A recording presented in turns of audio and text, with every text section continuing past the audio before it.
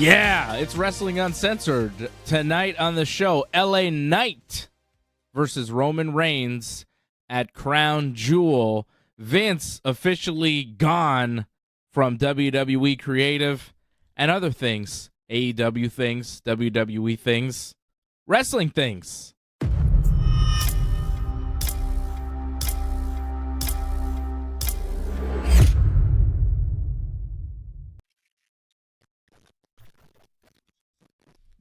Wrestling things. You know what I'm saying, John?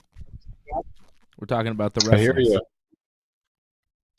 Yeah, there's a lot of stuff happening in wrestling. To me, the biggest thing in wrestling this week was Sting's announcement about how he'll be retiring soon. That was the biggest thing I thought this week in wrestling.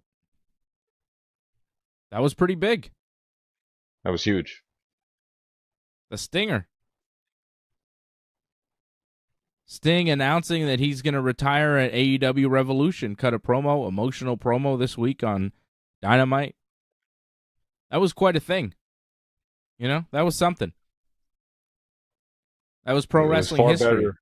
You know what I mean? Like, that was pro wrestling history right there that we witnessed on Wednesday night. I think you're right. Well, for me, I don't know about you, just nothing captivated me more than watching that. Like, once he started going, it's like, oh crap. Like, you could tell he was going down that road and we were getting there. And like, he kind of didn't want to say it, but he had to say it, kind of thing, because he knew the fans would be disappointed, but that's what happened. Like, this was far better. And I don't know if WWE was trying to redo it with the whole Cena thing tonight. It didn't quite work as well, but that was a great moment with Sting, I thought. Yeah, Cena mentioned retirement tonight, but he also said that he wasn't retiring. So that was a different deal. Sting did say he was going to retire at Revolution. Pretty major announcement. The guy has been wrestling since we were children. You know? Yeah. Some of us have children of their own. Like, my son is roughly the same age I was when I traded some sort of toy, I think it was a Transformer, to another kid on the school bus for a Sting action figure. Wow. You know? I was a kid in elementary school getting a Sting action figure that was made in like 1990 or something. You know? He had the blue tights and the dyed, the bleach blonde hair. Stinger. Surfer Sting. Original Sting. But that's what I'm saying. Like, Sting has been wrestling since we were children. He's been wrestling forever.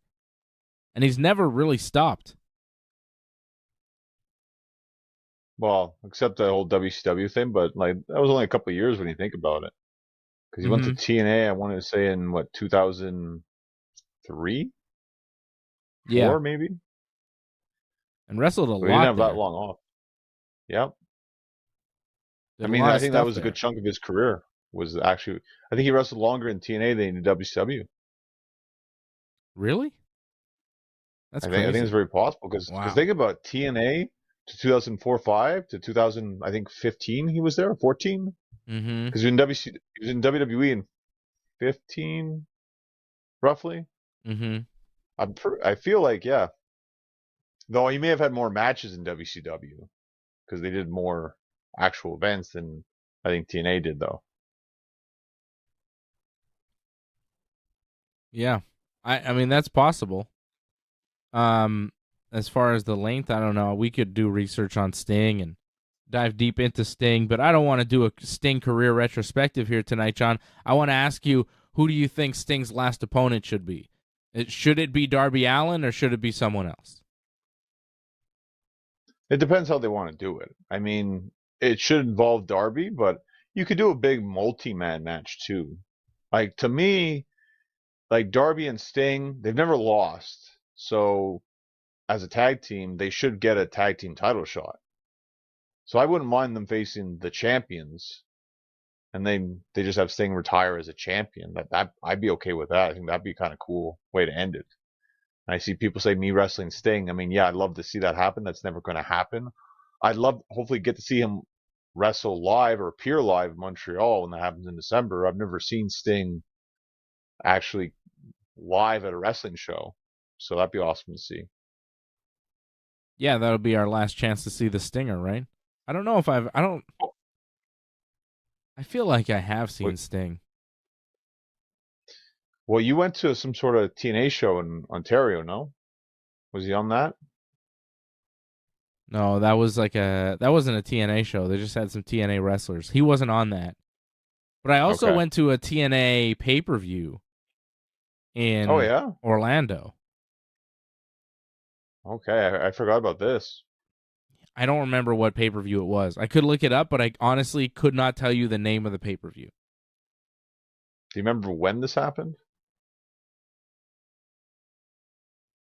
Many years ago, at least 10 years ago. Okay. You know? So 2014 at least? Yeah. Or 2013? I'm pretty sure Jeff Hardy was on the card. Okay. But that could be Sting anything. Could have been there. Sting might have been there. Sting's in that area. Sting's in that era, yeah. Yeah. I think I may have seen Sting at that time. You know what? I'm pretty sure I did see Sting because I remember waiting outside at the Universal Studios and there were some dudes who were very excited to see Sting. And I was like, yeah. Right. What about Kurt Angle? You know? I think Kurt Angle was who I was going to see. So I'm pretty sure I've seen Sting. So, got that on you, John. But, whatever. But I'm not the biggest Sting fan, but I definitely respect the guy for his contributions and everything, and he's had a lot of great stuff. I'm being told Slammiversary 8. Is that right? I'm being told which pay-per-view I was at. I like when other people know more about what I've done. Slammiversary 8. Does that make sense? 2010? Well, Sting's on the poster, so I must have seen the Stinger. Yep. RVD beat Sting. DVD, actually. RVD beat Sting in the main event. I was at that. Wow. Yeah. Jeff Hardy and Mr. Anderson beat Beer Money in the co-main event.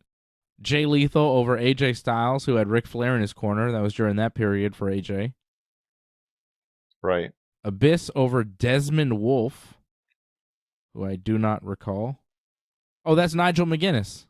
That's Nigel McGuinness. Yeah, I was going to say. I'm like, who's Desmond Wolfe? Oh, it's Nigel McGuinness. I think that was actually pretty good. Matt Morgan beat Hernandez. Jesse Neal beat Brother Ray. Madison Rayne over Roxy. Douglas Williams over Brian Kendrick. And Kurt Angle over Kazarian in the opener. Weird. Wow. That's very weird for it to be an opener, but okay. Yep. Slammiversary 8. So, yeah, I've seen Sting. I saw him lose to RVD, who was the TNA champion at the time. Pretty rare match. So that's pretty cool. Yeah. And my memory of it is hazy. Well, you may have long been time on some ago. stuff, possibly. No. It was in Florida. I had nothing to be on, unfortunately. Oh, okay. Yeah. The old days, in Florida. They didn't have anything cool. But they did have the Stinger. Darby would be cool. If I had to pick anybody, though, for the Sting match. Well, you got to remember, he only wrestled tag. He doesn't wrestle single matches, so it's kind of ridiculous to say a person. It's got to be a tag. Oh, I guess. Well, then you think for the tag belts, and he should just win the tag belts and then retire them, and then they have a tournament for the belts after? Or Darby goes on with somebody else? Or they could lose. I mean, why not lose? They could lose. Their first tag. Have they never lost as a tag team? They've never lost. Not as like a tag thing. I think maybe they've lost in maybe like a 3-man or trio thing, whatever. Yeah. But never just the two of them. Okay. Well, they could do something with that, right? Build that. Go for the tag team titles. I don't know if Ricky Starks and Big Bill are the opponents you want. They are the current tag team champions. It's a good push for those guys. Yeah. It is a pretty good push for Ricky Starks and Big Bill. I like that Big Bill is an AEW tag team champion. Is Ricky Starks a step up or step down from Enzo Amore for Big Cass? In terms of wrestling, definitely a step up. Yeah. Promo, it's tough to say. They're both good in their own ways. Did you see Edge call Ricky Starks? Did you see what he called Ricky Starks on TV? Vanilla Rock or something like that, or Vanilla. He said, right? He said the word you're not supposed to say. You're not supposed to say, but he said it. Yeah, I know. Vanilla M word for a little person, you know? I'm not going to say it. I don't want to be derogatory here. I don't want to get canceled. I'm just saying. He said that on TV. Supposed to be a baby face. Called him a Vanilla M version of The Rock. And I was like, you know, like, I don't like when they do that because The Rock, sometimes he's on the other show. And when you're saying that the guy on your show is a crappy knockoff of the cool guy that's on the other show sometimes, makes your show just kind of look like the crappy knockoff of the cool show that's on. You know? It hurts. Yeah. It hurts the overall deal. I didn't like that Edge said that. I think Edge has been doing a tremendous work. I loved his promo on Dynamite this week. He's great. But in that live in-ring deal, I think it was on Collision. Yeah, it was on Collision. Yeah, I think he went a little bit I think he got a little too excited. You know? Well, I watched it because I had seen just the reaction that people were like, what the heck happened here? And like, it was one of those awkward kind of moments in AEW history where it's like, something went on here behind the scenes here. Like, I don't know, like, if they were shooting on each other or if there was some beef, but something was off there. Like, it didn't seem like that was the plan whatsoever for that to happen. That just kind of happened on the fly, and I don't know why that happened. That was weird. Well, Ricky Stark said something to Edge. He was like, get your your bug eyes. He said something about his bug eyes. And maybe Edge doesn't like if you make fun of his eyeballs or something. And he flipped out. He took a shot at him. Regardless, he took a shot at him. He responded back. But the response was like, wow, like that was pretty harsh and like out there. Like, again, I don't think he was thinking about what he was saying. He just thought whatever came to his mind, and probably not the best thing to say, to be honest, as you've already pointed out. But it's out there. He's done it, and this isn't the first time we've seen AEW where promos just seem awkward afterwards. After you watch that, and you're like, "What's really going on here?" Yeah, I wonder what happened. Bryan Danielson's reaction to it too was great. Because when Edge said it, you could see Bryan look at him, go like, what, dude? What are you doing? You know, like Danielson looked at him like, what? No, you know that was. And Edge kind of was like, Ryan Katz saying Vanilla M won't get you canceled on YouTube. I understand, but I'm just trying to be correct. Johnny North won't say it. Johnny didn't say it, so I'm not saying it. I'm just trying to be as clean as Johnny. I'm trying to be like John. Well, I just know some people get offended by it. So, yeah, you know, I know you're not supposed to say it, you know? So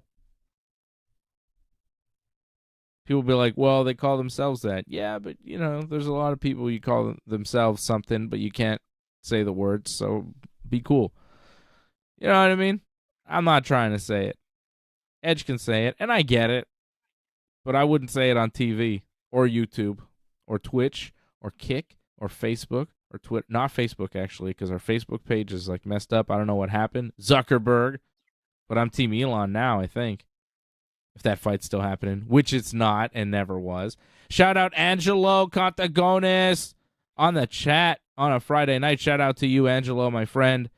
Join.ringsidereport.net. Be smart. Be like Angelo. Join. Support the Ringside Report Network. Join.ringsidereport.net.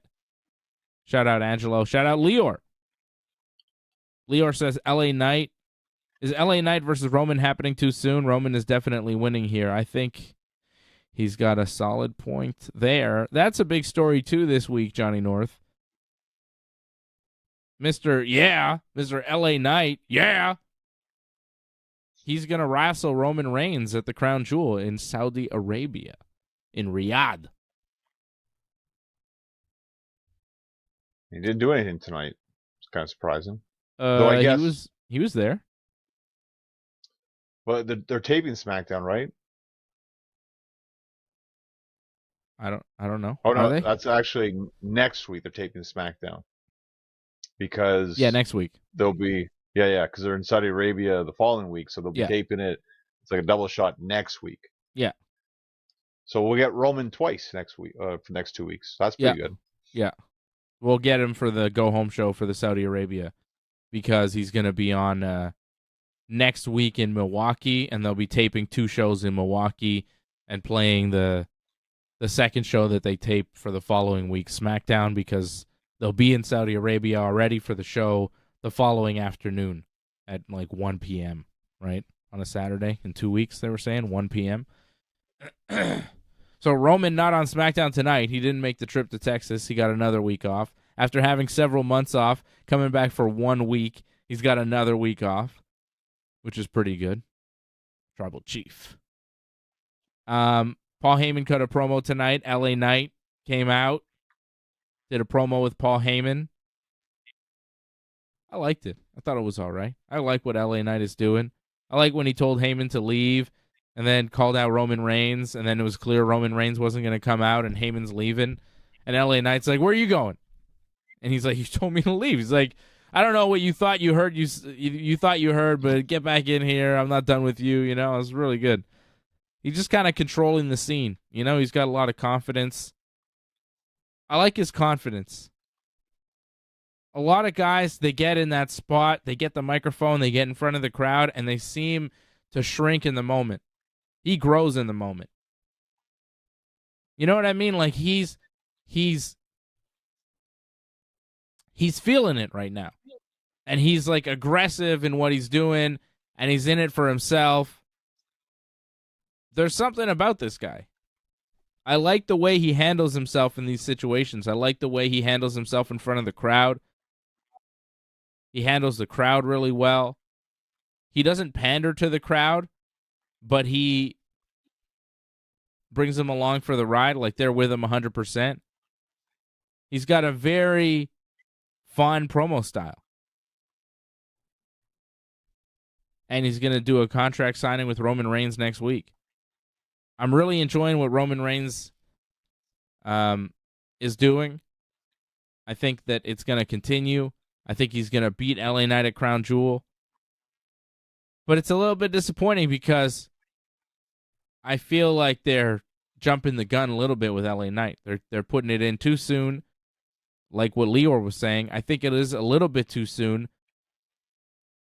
And I don't know where he goes on SmackDown after this, other than, you know, wanting revenge for getting screwed out of the title at Crown Jewel and chasing Roman for a bit and doing a tag match maybe at Survivor Series and being an enemy of Roman, but not really ever exacting any kind of revenge.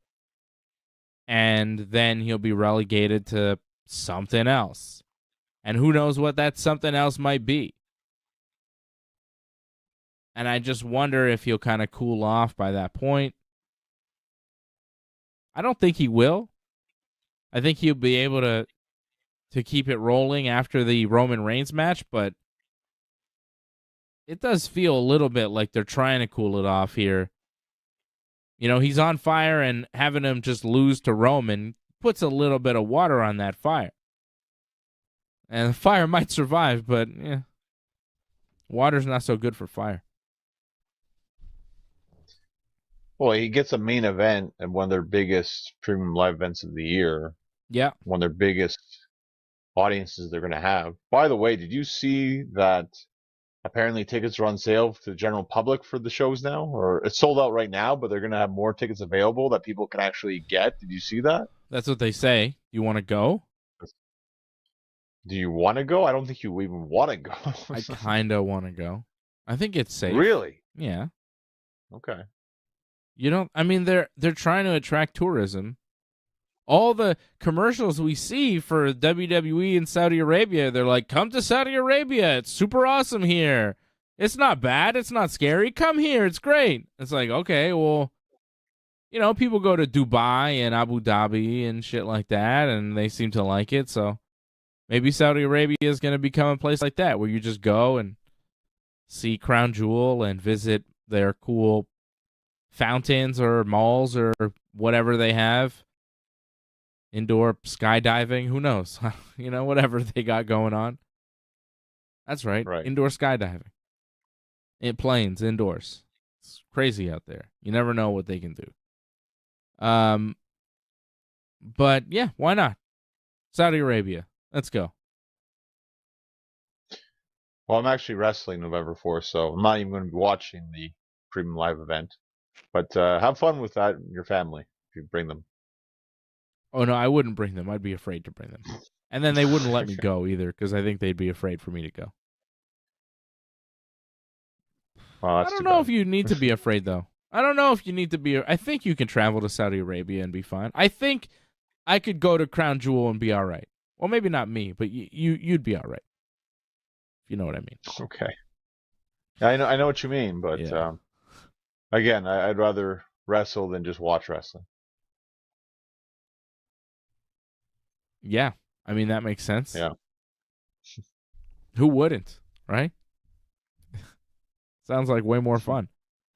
Do you think this is the right time for the match, though? LA Knight and Roman Reigns? Well, the way I look at the premium live event schedule for this year, this is the last big show I think that they have. Survivor Series is going to be War Games, so you're not going to have a title match there. So, I mean, it really has to be here. And who's to say that he has to lose? I mean, they could always do a DQ finish or no contest. They could keep this going. It doesn't have to completely destroy his momentum. Yeah. But he'll never, like, if he's on this chase, he'll never catch it. Right? Like, if he's on the chase for Roman Reigns and the belt, if this is his goal at the moment, it's not going to be achieved. And that's a little bit disappointing for a guy who seems like he could be a top player right now. And I think that's where you run into the problem of, like, maintain Roman as champion at all costs. Keep this thing going forever. At this point, you're starting to sacrifice some other people. You've already sacrificed a bunch of people, right, along the way. Yep. And now, like, people are getting genuinely hot. And Roman is cool, and Roman is definitely over for what he's doing. But I fear that they have people that are hot, that are ready to go, that they're just feeding to Roman. And then they're still there, but they're not the same. Like, I was told a rumor today that Cody is going to wrestle Roman again at WrestleMania and then for sure lose, That seems for sure bad. Lose. Wow. Well, I would say definitely lose, right? I mean, I don't know. They might be sacrificing too much for Roman. Like, he's over. He's unbeatable. He's this unstoppable force. That's established. Mm-hmm. If he lost a match, if he lost the belt, lost one match, I don't think anybody would be like, "Oh, he's not so strong anymore, and he'll probably lose the next match." You know what I mean? Like, it'll be like, "Oh, well, I can't believe he lost that one match. He'll probably win it back next pay-per-view." But they're so hung up on this idea of extending the title reign and breaking records. I think they want him to break Hogan's record. You'll have to get to WrestleMania for that. It's like, how important is that really? Does that need to happen? Like, when Hogan was champion and set that record that he had set, It made sense at the time because Hogan was the guy, and they were running with it. But it's not really the same anymore.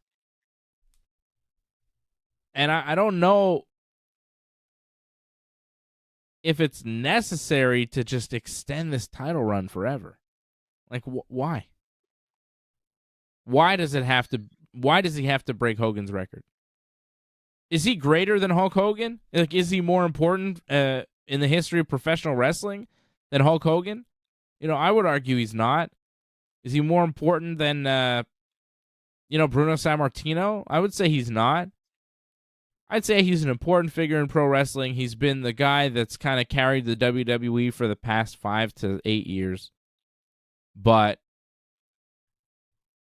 I don't think he's changed the business in any way, really. I mean, how has Roman Reigns changed professional wrestling? How has he affected pro wrestling? It's possible he's left it in a better place than where he started off, but I would argue that like a lot of guys would have done that. And you could say, well, it's super impressive what he's done, holding the belts and doing all that and the run and everything. It is, but then when you look at all the time off that he gets, it's not as impressive. I would argue that Hogan's run was like way more impressive because he worked far more. Yeah, you could argue that. Yeah, I could see that. Harder ring too back then. Yeah. That's a different thing. Yeah. I just don't know why they're so hung up on this idea of making Roman Reigns this historical champion. It's like creating fake history. They're trying to like make him up there with these guys. And it's like, okay, but if you actually know the history of wrestling, we don't really believe you. It's kind of like, all right, he's cool and all. He's very good at what he does, but he's not Hulk Hogan. He's not Steve Austin. He's not Cousin Dwayne. He's like a John Cena level character. Big star. Important to wrestling. I think Johnny North here is about to argue him being more important than John Cena and a bigger star, but I would disagree. There's no argument to be made. That's obvious. But what? What? We don't have to make an argument on that one. It's obvious Roman's better than Cena in every way. But I think in terms of like him being an important champion overall, I think he just adds. You're laughing. I'll just let it go. Stability. I'll just let it go. He has stability though. Like for so long we had this flip flopping of champions all the time. The title would change hands like 8 times a year or something, and it wouldn't really mean much. Mm-hmm. And they would change hands just randomly, whatever, or multi-man matches. Now we have stability with Roman. He's always like, you're always going to have that. And they're big on this whole, like, this is the biggest grossing event in history or whatever, this one, and this is the biggest premium live event historically. Like, they love doing these records. They're big into breaking records right now. So, Gunther with the whole IC title reign right now. So, yeah. That's their big thing right now is breaking records. Seems artificial. It's forced or whatever, but I got no problem with Roman being the guy. He's had some great matches and great stories. I mean, the Bloodline story, a lot of people say is the best thing WWE's done in many, many years. Yeah, but I think it jumped the shark when they lost Sami Zayn. Possibly. I mean, it's not as good. I won't disagree with that. But when Roman's on television, like it's different. Like business picks up when Roman's on TV. That's the problem. They don't have someone in the wings to pick it up. Sami could do that when Roman wasn't there, but now that you don't have him in that, it feels like nothing's really important.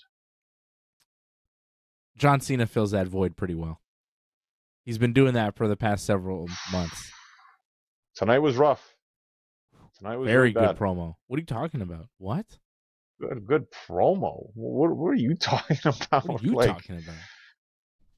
Okay, the whole thing about how like, oh, it's 2002 days since he last won a match kind of thing. Like, first off, you won the premium live event show, like Fastlane. Your team won. I'm sorry it wasn't a singles match, but your team won that match. He didn't get the And like you pin. won. Well, he didn't get the pin. Didn't they get the pin in the SmackDown match when it was like him and Kevin against like Roman and Sammy? Either way, the team won. I don't remember who got the pin exactly, but the I don't team know. won. I think he got the pin, but Okay. it doesn't even matter. Like his team won again, so it's like, oh, I haven't won a singles match. Like, one, you don't wrestle on television. You didn't even wrestle on television after you made that challenge. You didn't even have a match. So that's really the hard part. You're not gonna ever have a win when you just don't wrestle on TV. Yeah.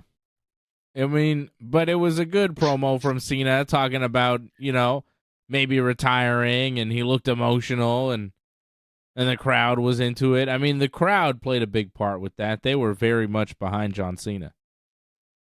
They were But loving the it. crowd was too into Cena that there was never any doubt that Cena was gonna turn it around because like you never had that like with Sting, you had a bit of a down point where it's like, oh no, don't. With Cena, it was just positive, like, thank you, Cena, right away, before he even put the doubt in. And they put the doubt in, they just kept challenging Cena all the way, and then he just like turned it around so quickly. You never had a time to like really feel bad for him. Not that you ever should feel bad for him. You're just a John Cena hater, Johnny North. That's the problem. You just hate John Well, Cena and everything he does. Anything John Cena or Shawn Michaels ever do, you're like, nope, garbage, terrible, never did anything good. that's not true. Like Shawn is one of the best wrestlers of all time. Oh, I always say that. Yeah, that's I a always said that. I've always said wow. that. What about Cena's matches with Edge? Those were pretty good. Well, let's remember one of his greatest matches with Edge, which was that was it the TLC match at Unforgiven 2006? In Boston. Was it the I think it was the one in Toronto. Boston or the one in? Remember they traded wins. Like Edge beat him in Boston, then Cena beat him in Toronto. Yeah, I think Boston was SummerSlam. I think Toronto was Unforgiven. Okay, they were both good matches. I remember that TLC match not so great because Cena, like the STF, was horrific looking, and it killed Edge too. It looked bad, and it killed It Edge. like choked him out, As didn't he, it? yeah, it choked him out, and it looked bad. It looked terrible, Mm, and it still choked him out. yeah, And Cena took like the worst table bump like ever at that point. I don't remember that one. I don't And that was right near remember the end the of the match. details. I just remember that series of matches being pretty good and that feud being excellent. Edge was good back then, no Yeah, question. Cena was a great partner for him at that point. Needed a guy They like were good Cena. rivals. They Yep, were good rivals. I'll give you that. yep. Cena and Punk had some pretty good matches. Cena and RVD. Cena did some cool stuff. I know you want to take it I away feel from him, but Cena did some pretty cool stuff. Cena and RVD only had one really good match. Yeah, but it was like one of the most classic moments, I'd say, in pro wrestling history. Definitely in WWE history. That RVD John Cena one night stand match. And you don't get that without John Cena. RVD standing across the ring from anybody else. That was an arena filled with Johnny North people, right? A Hammerstein little bit. Ballroom was packed full of Johnny North people loving RVD, hating John Cena. I mean, everybody hated Cena at the time. It was, popular. It was fun. It's their fault that they've shoved him down our throats too much, Yeah. where it's like people got sick of it. Yeah. I didn't like it. I was like, who's this guy? He's not that good. Have you seen Kurt Well, Angle actually, or Christian? Way better. you didn't like it even when it started. I remember when we Yeah. used to write the plan for Dawson. I thought he You sucked. used to hate Cena. Yeah, you used to hate Cena from the start. Oh, he You was were like terrible at Batista was first. better. Huh? You were like Batista was better than Cena. Batista should be the guy, not Cena. Yeah, he's bigger. When Triple H lost to him at WrestleMania, I couldn't believe it. I was like, what? And he tapped out? I was like, no, that's terrible. I was so mad. Could not believe it. Could not believe it. That run, that's what hurt Cena, I think, the most, was that Superman run was that one. There's a SmackDown out there somewhere in Montreal. I'm on the aisle. I'm like a teenager. John Cena comes out. He's wearing a Canadiens jersey, thinking he's going to get a huge pop from the crowd, right? And he mostly does, except for me and my brother who are on the aisle just yelling at him and telling him he sucks and flipping him off and everything. He comes near us, and he's like, the look in his eye, I will never forget. He couldn't believe what was going on because he expected. He's like, yeah, everybody's like loving him, and me and my brother just like, we hate you, just like yelling at. And he was like he didn't know, he was frozen. It was amazing. He froze, and then he went to the other side. Yeah, like I shocked him. It was great. Yeah, like, whoa, that's not what I was expecting. Yeah. I'm pretty sure that was the same night Eddie Guerrero came out right in front of me in his lowrider. Amazing. That sounds pretty cool. Oh, so cool. That was one of the greatest things I've ever seen. Eddie Guerrero driving in the SmackDown thing, and he like bounced that cool car he would drive out. Right. Oh man, and Eddie Guerrero's like coming out doing the whole thing. Fucking incredible. All right, why are we talking about Eddie Guerrero? Oh, yeah, John Cena. He was on that show. He's been around forever. He's a legend, and Johnny North doesn't want to give him his flowers. Give him his due, Johnny North. The guy is a freaking legend. Solo Sikoa came out because John Cena said, it's going to be a bad night for whoever steps through the curtain. And then Solo came out, and John Cena was like, all right, let's go. I got my comb over ready. I'm ready to do this. Jimmy Uso came out, too, to help Solo after they started brawling a bit. But then Jey Uso came in and attacked Jimmy, and then security removed Jey from the area. And then Solo went to spike Cena, but Cena ducked it and hit the attitude adjustment to stand tall tonight on SmackDown. This, of course, following what happened on Raw, where Jimmy Uso super kicked his brother Jey, and then Finn Balor hit his coup de grace to get the pinfall on Jey Uso and beat Jey Uso and Cody Rhodes with Damian Priest to become once again the new WWE Tag Team Champions. That also happened this week in WWE. The tag team titles switched back to Finn and Priest, back to the Day of Judgment. I don't know what to make of it. I mean, it's everything that happened on Raw this week was boring. Like everything. Gunther versus Bronson Reed was pretty cool, but everything else I'm like, whatever. Next. I found, except maybe the main event of SmackDown was pretty good, but everything else, I thought Raw was actually better than SmackDown this week. Really? And I rarely ever say that. Yeah, I thought, like, it was one of those Raws where it was like, it wasn't the best, but I actually got through it without felt like I was going to fall asleep. So I thought it was actually kind of decent. I mean, again, not a perfect show. I hated the beginning, Ricochet and Nakamura in a backyard wrestling match. Yeah. Like, that's not a great way to start. That would have been better later on, not to start the show. Well, Sami Zayn cut a promo to start the show, right? Which I appreciated because Sami Zayn had to address losing his tag team partner, and he said he was a little bit upset, about Jey Uso kind of being the reason why he's not tag team champion, and also the reason why his best friend has gone to SmackDown, and then the Judgment Day came out, and they said they want to get rid of Sami Zayn permanently, which I guess they mean injure him to the point where he can never come back or murder him, whatever comes first. And then Jey Uso came out with a chair to help Sami Zayn kind of back him up. So that whole thing is going on with Sami Zayn, and he wants to be friends with Jey Uso, and he's defending Jey Uso, and he has mixed emotions with Jey Uso. And Drew McIntyre, he's still mad at Jey Uso for all the things he did when he was part of the Bloodline, and he is mad that Sami Zayn is defending him, and Drew McIntyre is mad, And Drew McIntyre is kind of a heel now because he's facing Seth Rollins at the Crown Jewel for the world title. Drew is kind of a heel now, right? But not fully. I'd say it's tweener. So Drew's going to wrestle Sammy on Raw now. But yeah, and then they had Nakamura and Ricochet, which is just kind of useless. And then they had Piper Niven wrestle Natalya, and then Chelsea Green attacked after the match.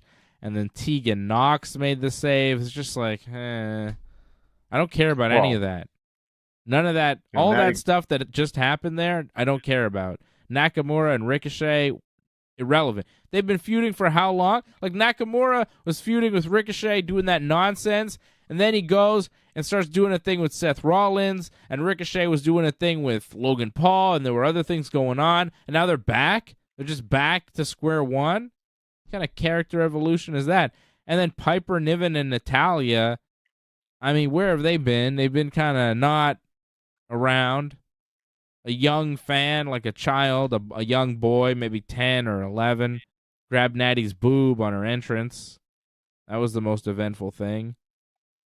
Well, that wasn't like a grab, and I don't know if he knew what he was doing, though. I don't know if he intentionally grabbed. I think he was hugging her, and his hand just kind of, but just the way Natty kind of shoved the hand away, it looked like he grabbed her boob. Yeah, but I thought Natty reacted to it quite well, actually. Yeah, because if he did, I mean, it's a kid. They don't know what they're doing. It's a kid. That's it. Yeah, that's it. I think it was an accident. Also, kids shouldn't do that, and Natty shouldn't have to put up with that either. You know what I mean? It's like no, but I don't think that kid meant to do. Yeah, I don't think it was malicious. Yeah. And I'll give Ricochet credit, like that shooting star, like up in the stands, like that was pretty incredible. However, again, like that's just a one random thing, and a match doesn't really matter. It's kind of too bad. It's a lot of stuff that doesn't matter on this show. Like the women's tag team titles, they don't matter.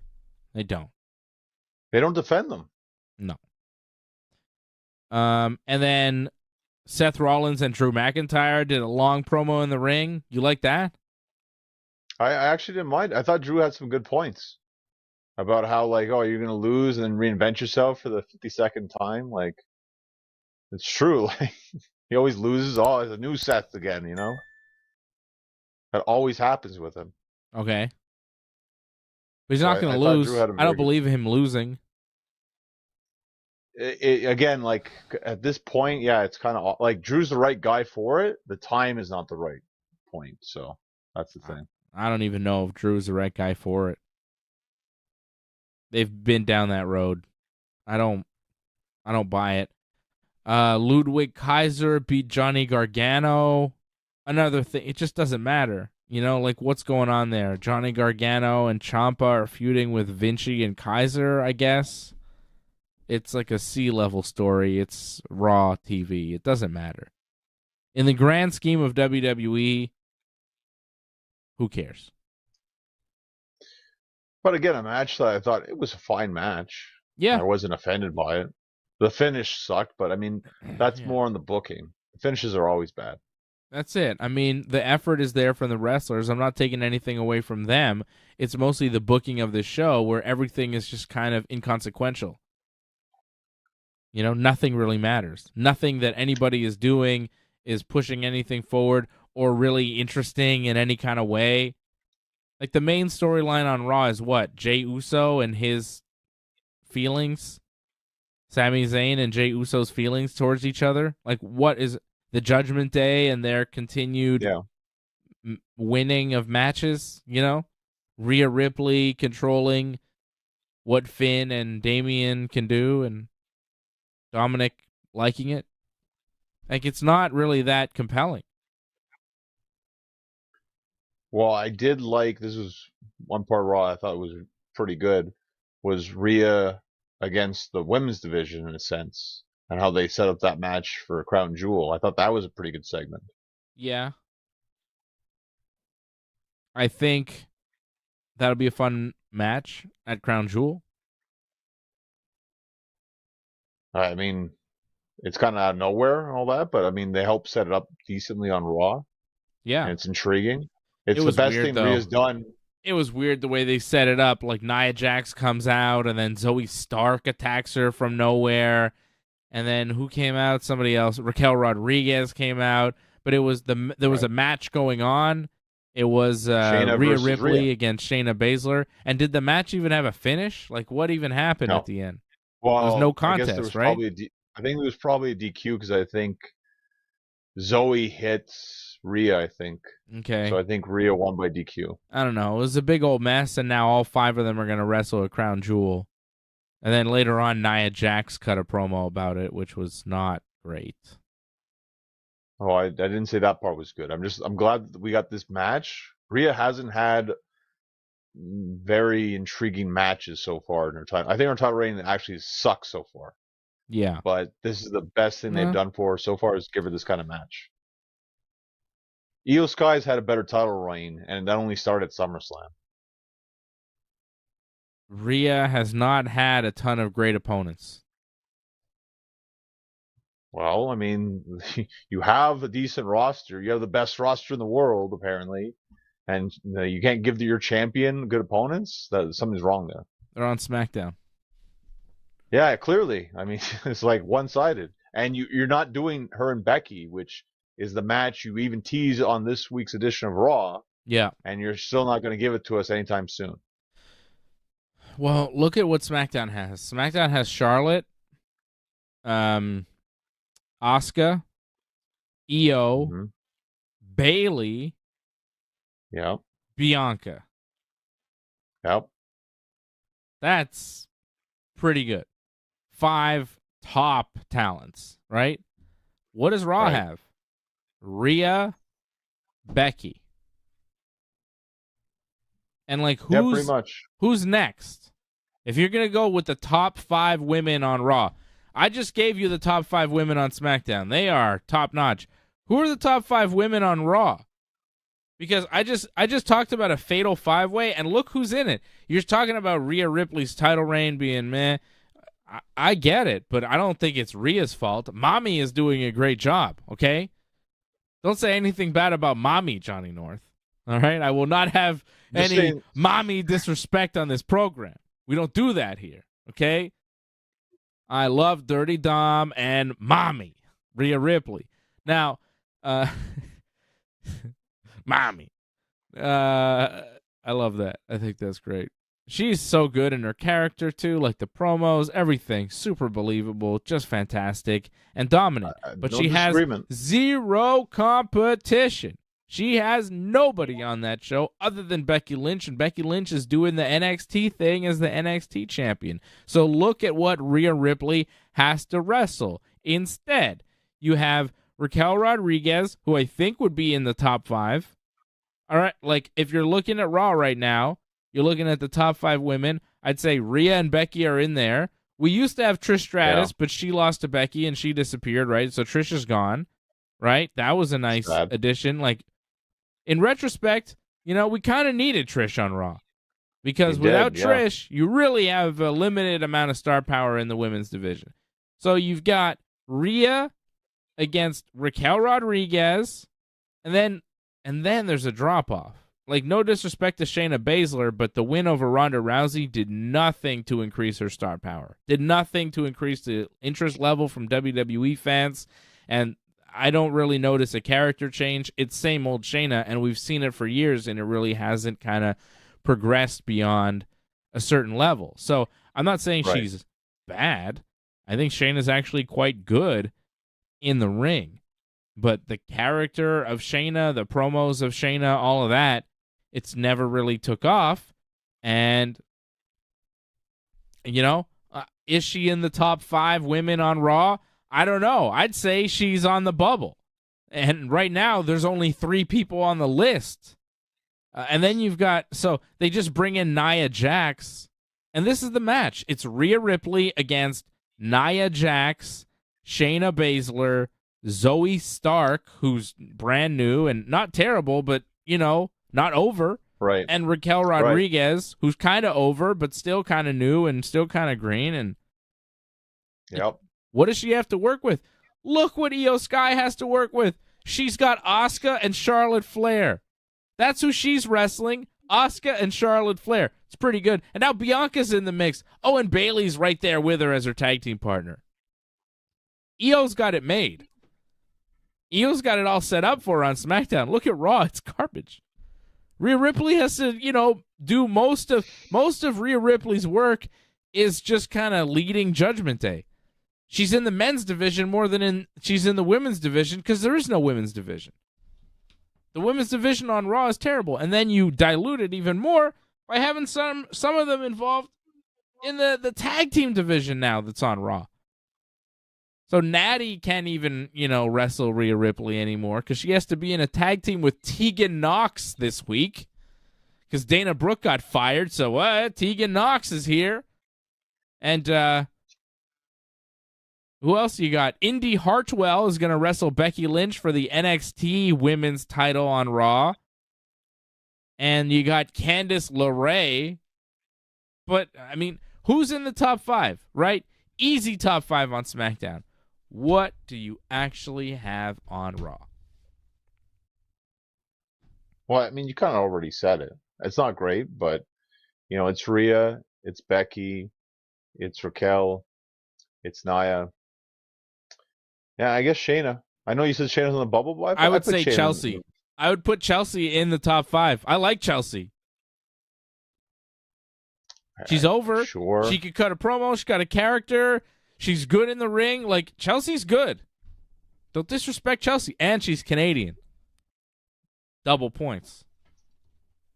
Come on. Come on. The problem, they don't make her credible, though, in terms of, when she wrestles. She just gets destroyed, and she's a champion. And she just gets run over. I'm not going to discredit her as an entertainer. Probably that's what she's suited for. But in terms of wrestling, she's not even close to top 5. I would disagree. Nevertheless, Rhea Ripley doesn't have much to work with. Maybe they should put Jade Cargill on Raw. There's a thought.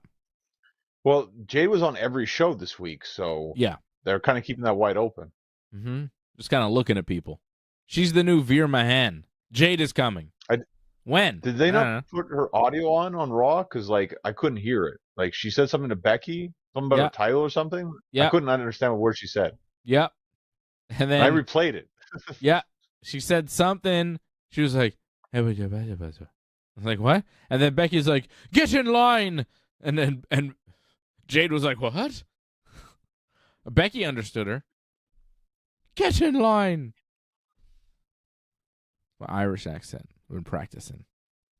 Shout out Wally. Shout out Danny Brooke. Shout out DJ Dark. DJ Dark says there's no Punk return happening. Keep dreaming.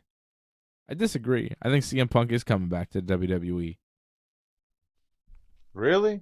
Didn't we talk about this whole AJ Styles thing? He accused AJ of being something, and so I don't think they could ever work together ever. Doesn't matter. He doesn't have to work with him. He'll work with Seth Rollins.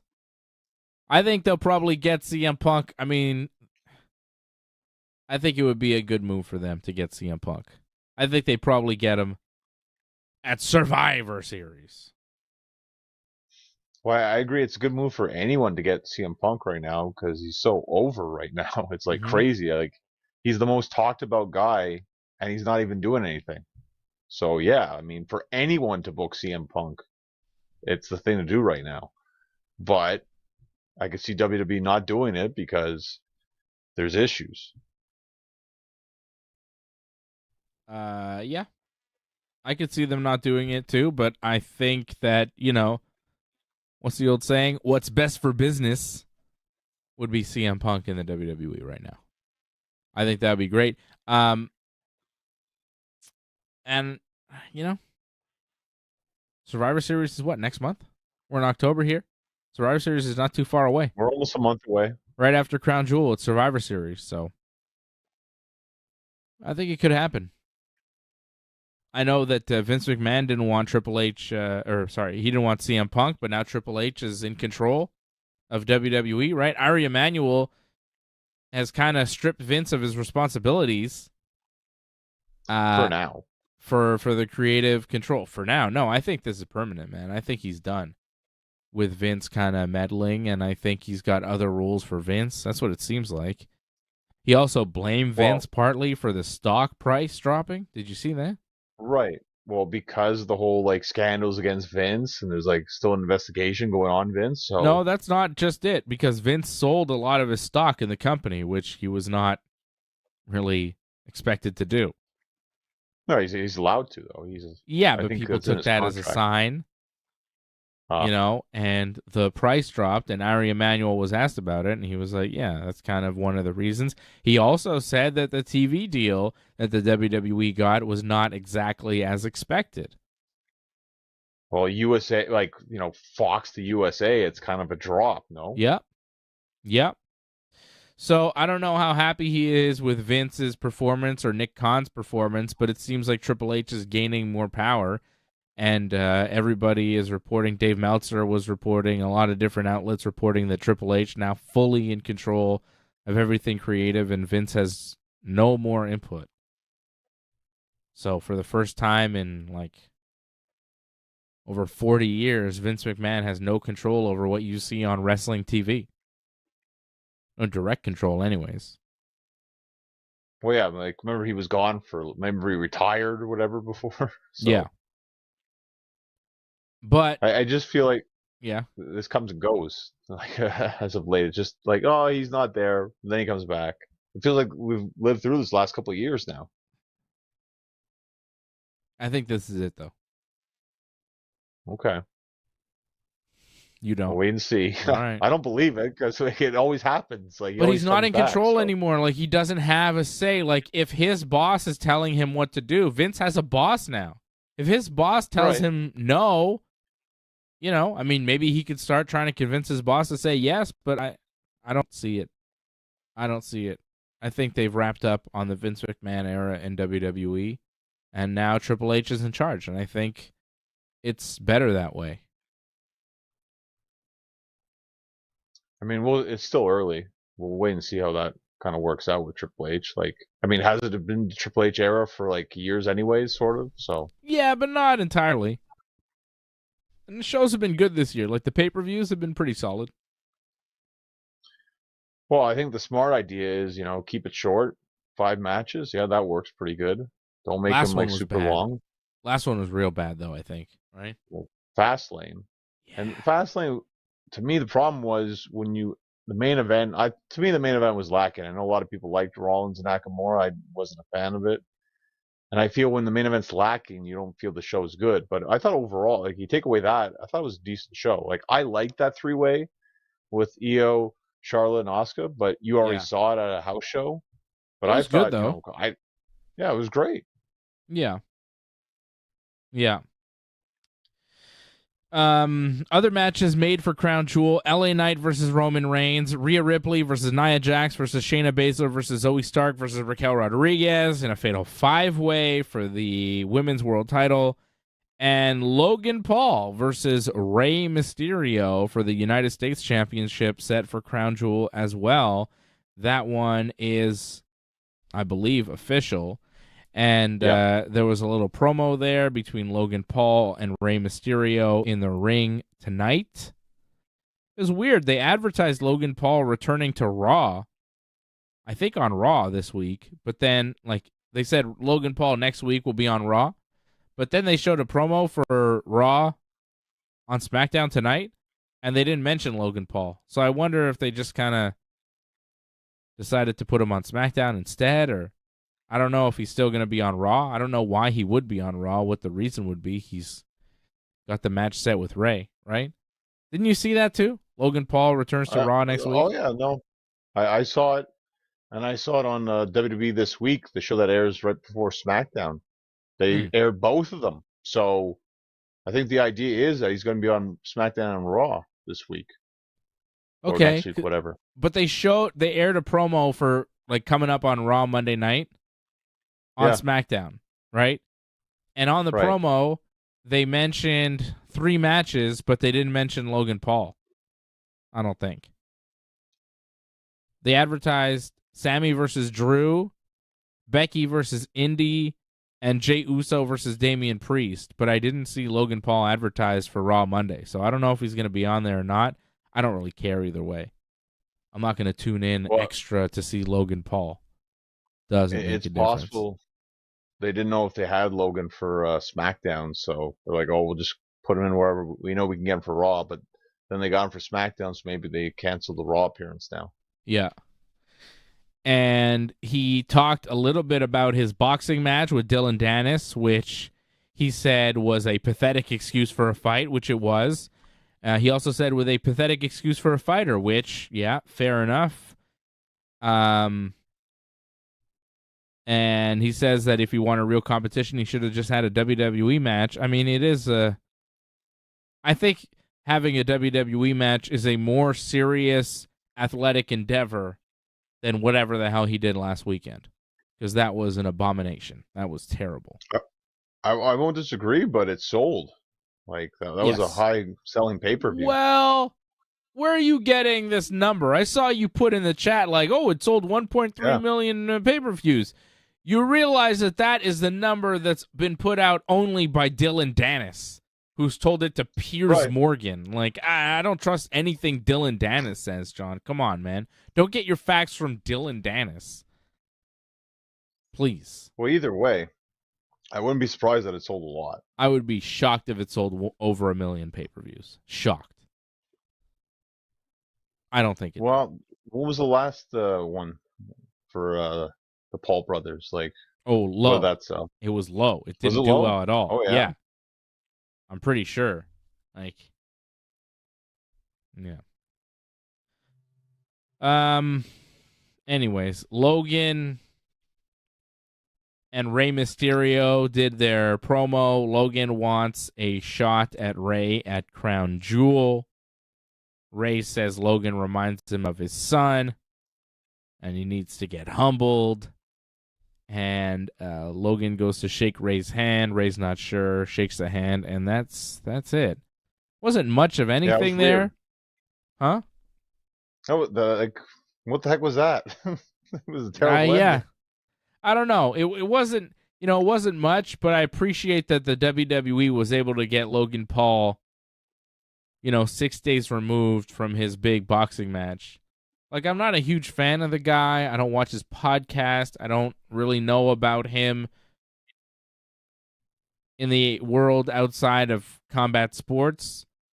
But I recognize that he's a big star, and I recognize that he had this boxing match that we did cover here on the Ringside Report Network, and it was a big deal, and it did get a lot of people interested and excited. So I know that he moves the needle.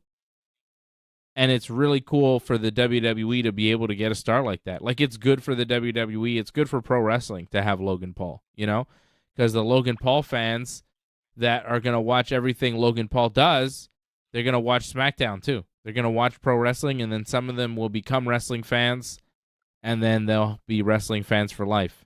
And that'll produce more wrestling fans, and, it's good for wrestling. More eyeballs you can get on pro wrestling, it's, good for the whole business. Not just WWE, but all of pro wrestling. So I think Logan Paul is bringing in an audience that you need, a young audience that'll they'll tune into anything he does, and, that'll stick with pro wrestling.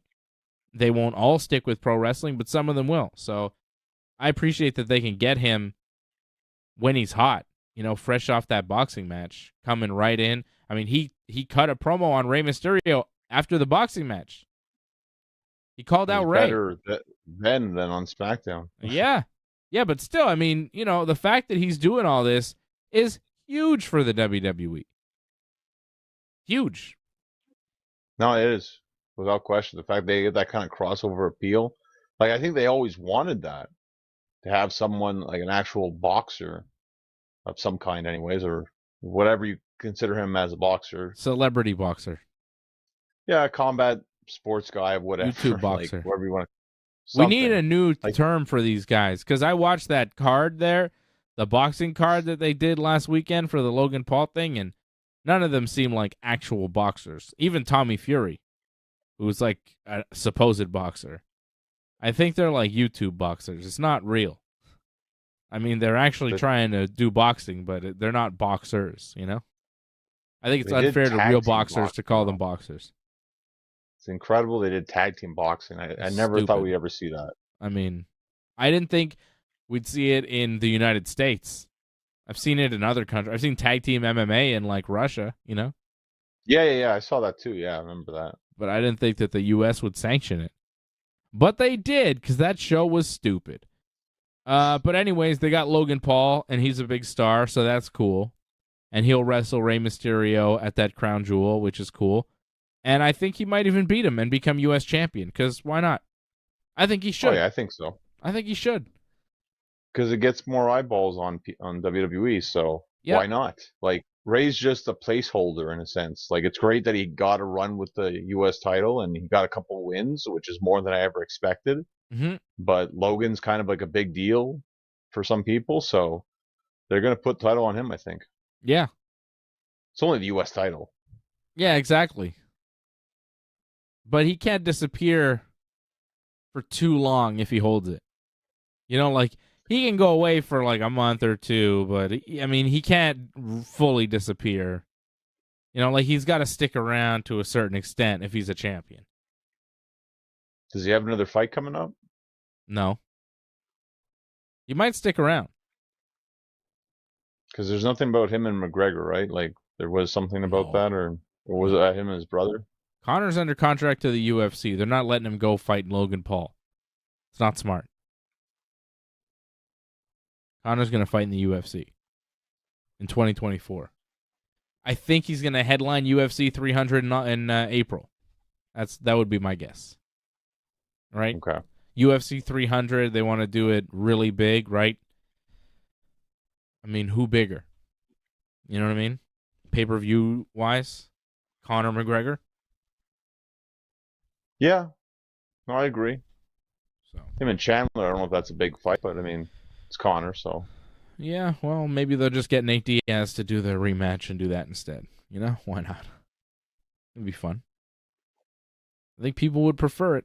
But anyways, main event of SmackDown was Io Sky getting the win over Charlotte when Io was speared by Charlotte, but was holding her title belt, and Charlotte knocked herself out, went like head first into the belt, almost like Bret Hart Goldberg, you know, with the metal plate. Not as good. Not even Nowhere close. Nowhere Not near, even John. close. Okay, I get it.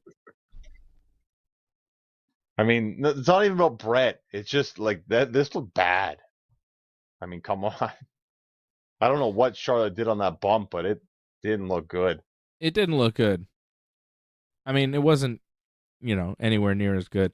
A lot of people give Bret credit for that thing because, like, oh, he was so smart, and maybe he did come up with the idea and whatever, and it was cool. But Goldberg sold it really well. Like, Goldberg sold it like he died. It's really good. And I imagine it might have hurt him, actually. I don't know. Yeah, I don't know. But that was a great moment. If you don't know what we're talking about, Bret Hart had like a hockey jersey. I think it was a Toronto Maple Leafs jersey he was wearing. Yep. And then underneath he had like a metal plate that he was wearing. And then Goldberg he kind of like made Goldberg like, he said mean things to Goldberg. And then Goldberg gave him a spear and Bret knew he was going to spear him. So Bret's like down. And then Goldberg spears him, but Goldberg stays down on top of Bret. And you're like, what the hell? And then Bret kind of like slowly gets up. And he then like reveals he had the metal plate underneath and Goldberg knocked himself out. And it was like, oh my God, Bret, I can't believe you did that. It was like an amazing moment in the greatest career of any pro wrestler ever. Bret the Hitman Hart. Best there is, best there was, best there ever will be. Probably Bret's last great moment for his wrestling career. Mm-hmm. I remember seeing that like when it happened and being like, that was great. Loving it, loving it. Because I loved Bret. Especially at that point in time, it was like, the love for Bret was so strong. After he got screwed when he was still wrestling, like you felt for him so much. You loved him so much. You still do.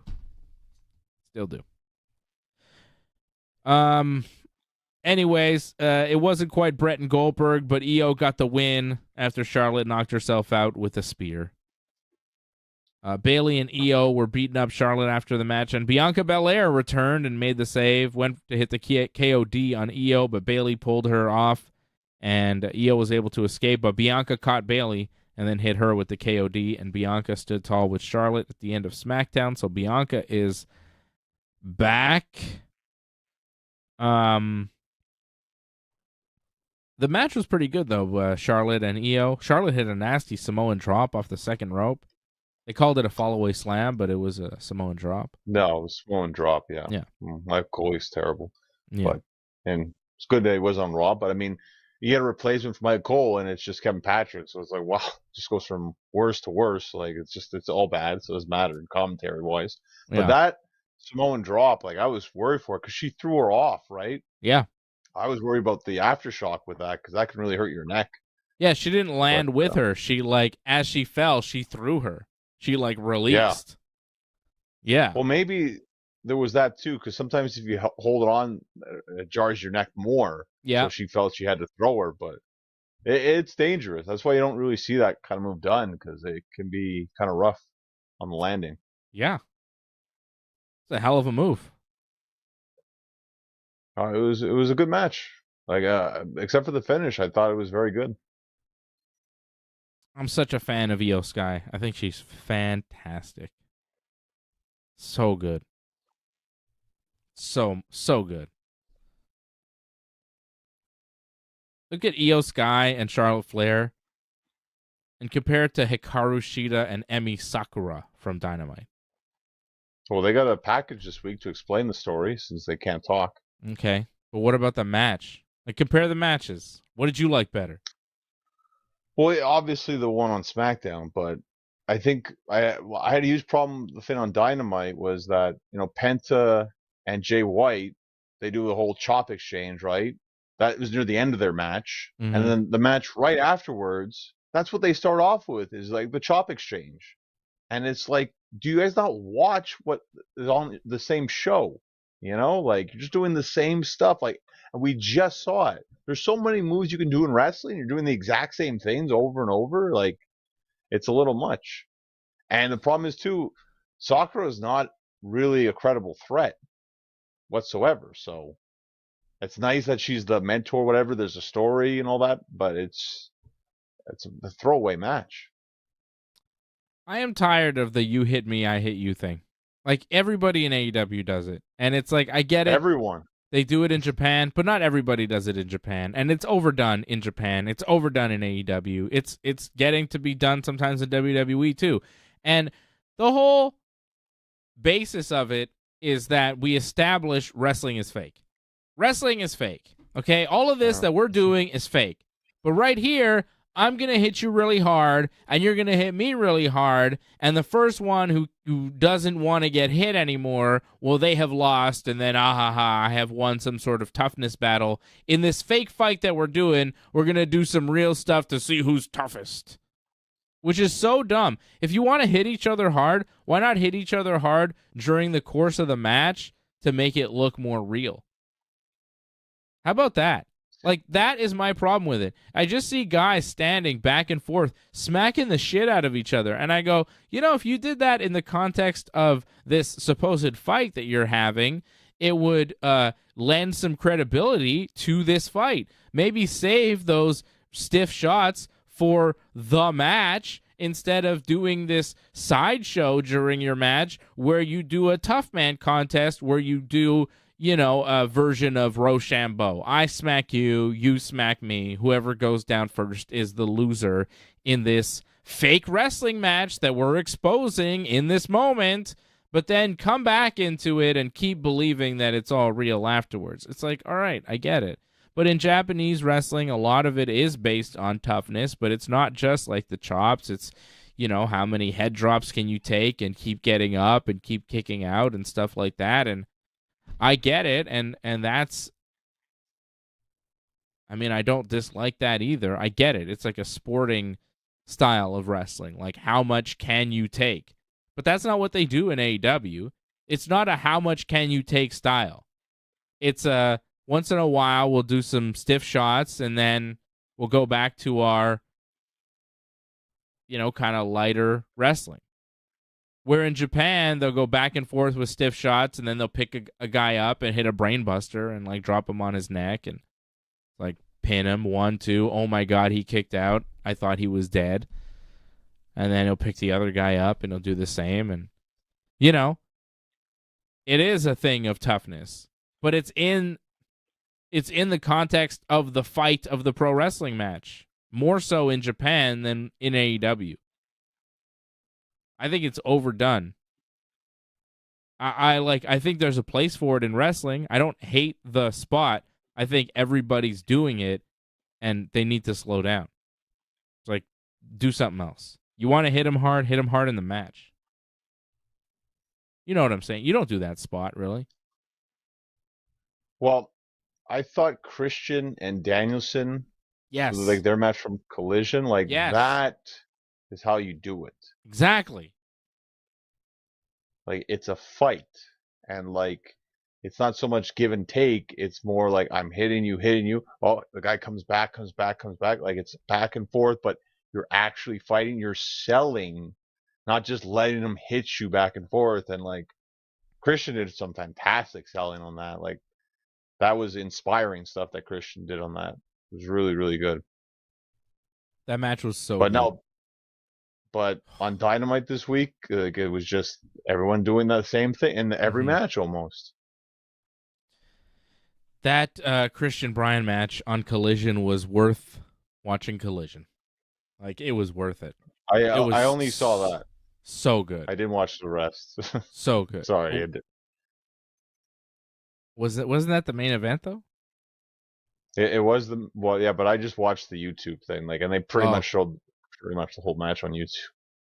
I think I watched like all of Collision, or most of it. Wow. I'm pretty sure. Yeah, I'm pretty sure I watched like all of it. Because that Edge promo I saw, that was the opening promo, right? Right. I saw that, and I just saw the opening and the main event.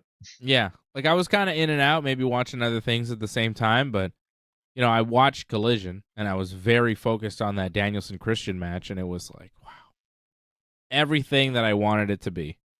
So good. So good. And Danielson lost, of course. After some, well, finally, finally putting somebody over. It's nice. Well, Christian, I mean, fair enough. I will never complain to seeing Danielson lose to Christian. Christian can win all the matches. He's the best. So Christian's now the best in the world now. That's what he says now, because he beat Danielson. Is that what he's saying? Yeah. He's great. Christian is doing some great work here. Edge is doing great work. That whole thing, the Edge and Christian storyline right now is the most compelling thing in all of pro wrestling. There's nothing better than that. Story-wise, angle-wise, there's nothing better going right now. I guess. I mean, the whole Sting thing, to me, that was the biggest thing I saw this week. But I like the, Copeland and Christian storyline. I think it's good. And I wasn't a big fan of the whole Nick Wayne and his mom promo. I thought that was kind of rough. So bad. It was awful. How about Nick Wayne isn't an actor and his mom certainly isn't either. Why is she on TV? Why is she a character in this thing? That did not work. That did not work. And then the mom, she's really disappointed in her son for being with Christian. And then Nick's like, Christian's a better father figure than my dad ever was, which is like, oof. And then his mom goes to touch his arm, and Nick's like, don't touch me. And then she slapped him. She slapped her son across the face, and I'm like, whoa. Maybe Nick Wayne is right to be with Christian. Seems like an abusive mom. And Christian even said, hey, don't abuse him. Which I was like, yeah, good.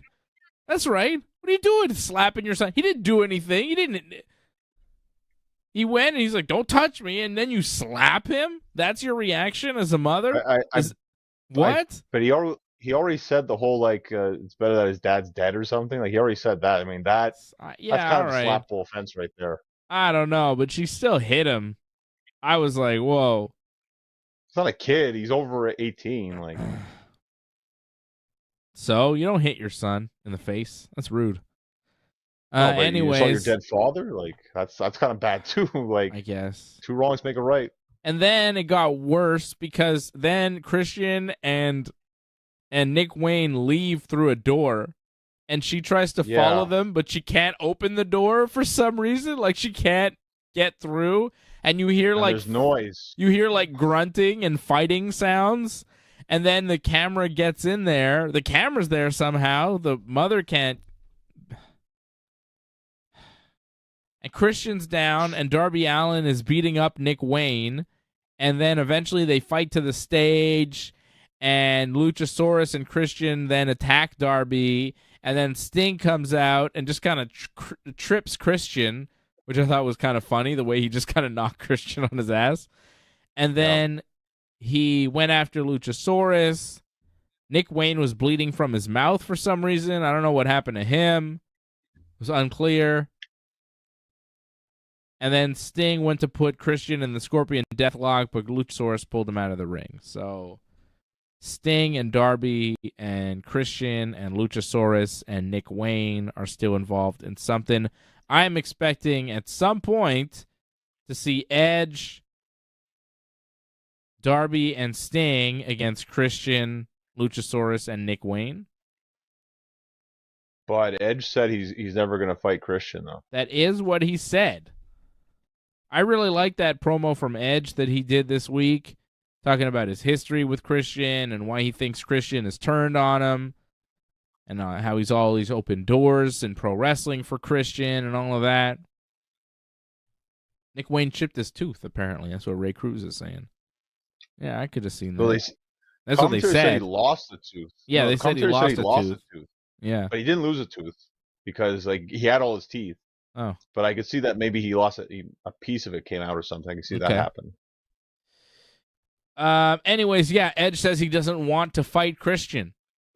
And he says that when Nick Wayne and Luchasaurus let him down, he'll be there to pick him up. But I think eventually Christian will force his hand and make him fight Christian. Like Christian and Luchasaurus and Nick Wayne will corner Edge and beat him up real bad, and Edge will want revenge, and he'll attack Christian. Got a pay-per-view coming up, so it makes sense. Yeah. But I think it'll probably be a 6-man trios match or whatever they call it, you know? Edge with Sting and Darby. Gear. At full gear. We got limited time, so they better hurry this up with Sting. Mm-hmm. He's there till March. So Jay White beat Pentagon in the opener, which I thought was a decent match. Jay White and Penta. I thought it was all right. Like, again, the openers are usually solid, not the greatest, but not the worst. Like, you know, I didn't mind the chop stuff because this was the opening match. Mm-hmm. The problem was the next match right away, all chops again. I was like, wow. I thought the match of the night though was Kenny Omega over Kyle Fletcher. Always love seeing Kenny in action. Thought that was really good. I thought Kyle looked very good too. Mm-hmm. Like, he really showed himself in that match. Yeah, I was impressed, and I just think Kenny is, one of the best in the world right now. And Kenny was interviewed backstage about the Don Callis family, and then MJF showed up, and he was all smiles, saying he's a big fan and all of this.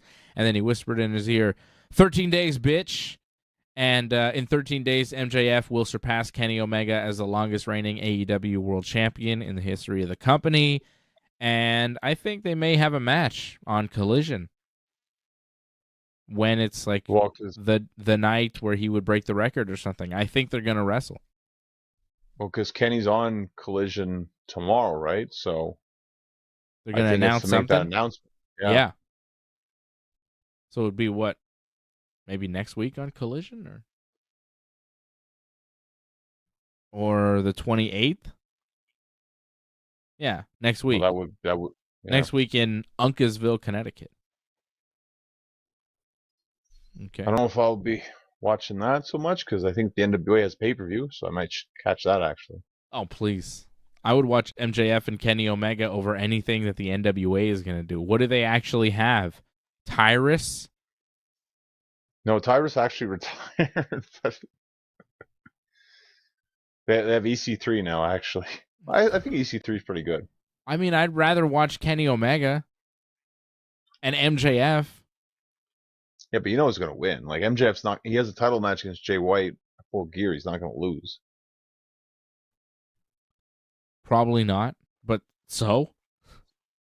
Who cares? Like, what's EC3's match even? I forget what EC3's match was. There's a lot of matches. Who cares? What do they even have, man? NWA. I'm not watching NWA.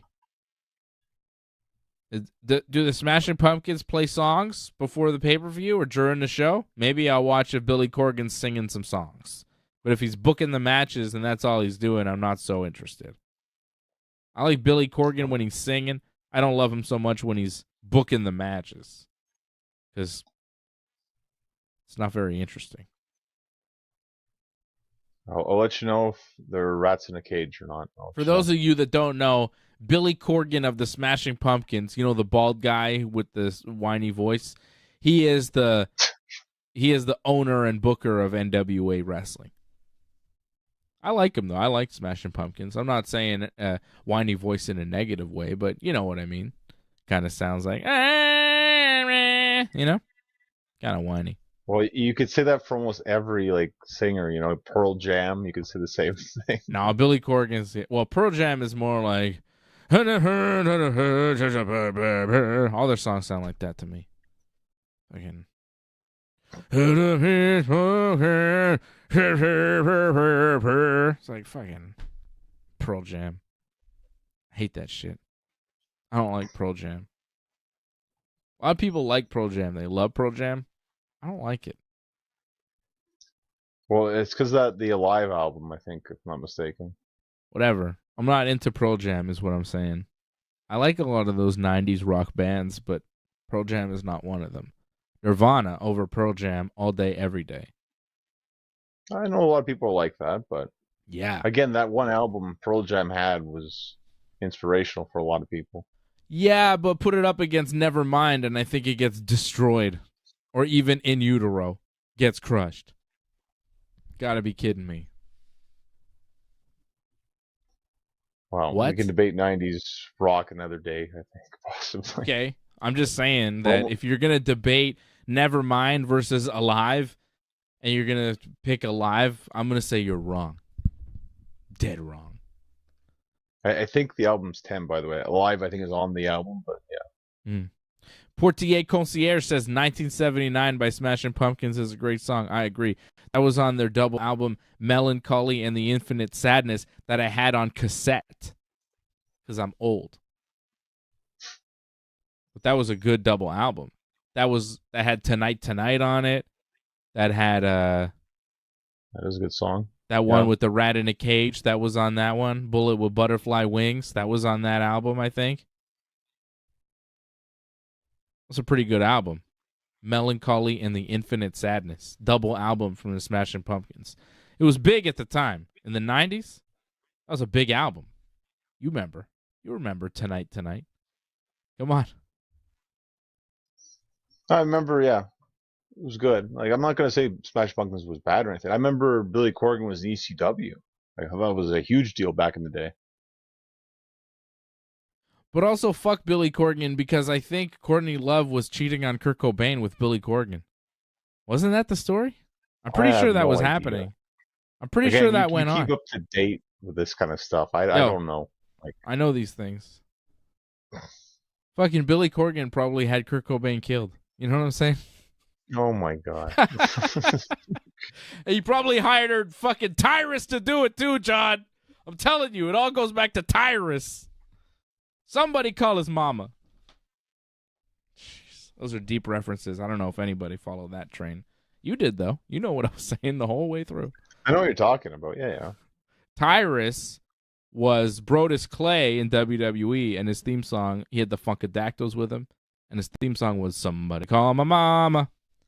And Tyrus was a big guy that was booked a lot in NWA with Billy the Corgan. All right.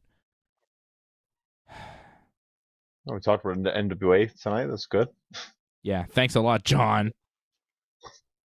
Everybody's coming after MJF. Everybody wants to kill MJF. Kenny Omega possibly will wrestle him. Wardlow squashed Dolph Ziggler's brother, and then he had a wrist tape.